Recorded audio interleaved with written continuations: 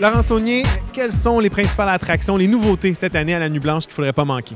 Mais il y a toujours des nouveautés. La Nuit Blanche, c'est pas une affaire de répétition. La seule chose qui se répète année après année, c'est des lieux.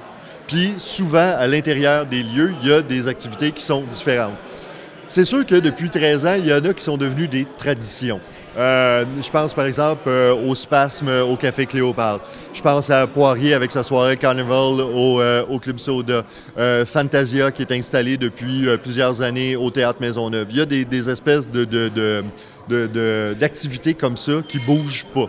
Mais en même temps, un coup que tu rentres à la Place des Arts, tu peux effectivement aller aux Maisonneuve pour aller voir Fantasia. Mais si tu restes au Piano Nobilé, par exemple, cette année, c'est Pierre Quenders. C'était pas Pierre Quenders l'année passée. Le lieu est le même, mais les activités changent. Puis ça, c'est pour la plupart des 200 et quelques activités qu'il y a pendant la Nuit Blanche. C'est comme si le soir de la Nuit Blanche, on disait à tout le monde « Hey, vous avez le droit de sortir à soir. Vous avez le droit de veiller tard. » Puis la réponse, elle est phénoménale, phénoménale.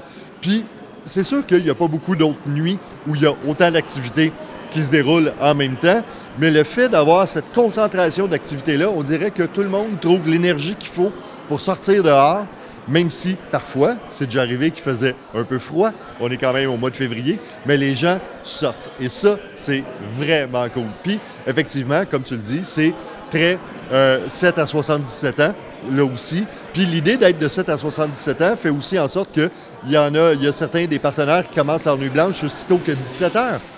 Et ça va jusqu'à 3, 4, 5 heures du matin. Mais donc, il y a un beau gros 12 heures là où on peut bien remplir son esprit, son corps en faisant 1001 activités, puis ça, c'est le fun.